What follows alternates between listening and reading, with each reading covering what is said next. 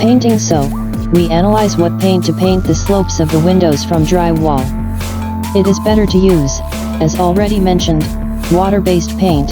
You can use acrylic, less often, oil or enamel.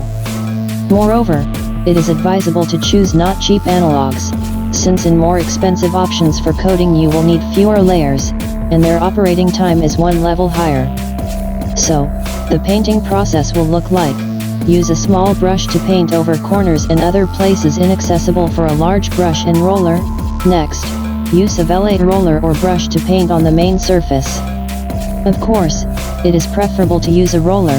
Here the consumption is less, since excess paint is removed immediately in the cuvette with the material, and the layer lays more evenly, more accurately. Important. In order for the paint to lie evenly, the pile on the roller should be very small.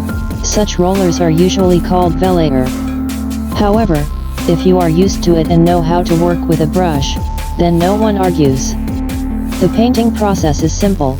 Drive carefully across the entire surface, but often you don't need to paint over the same place. For this you can apply paint after drying with a second layer on a drywall slope.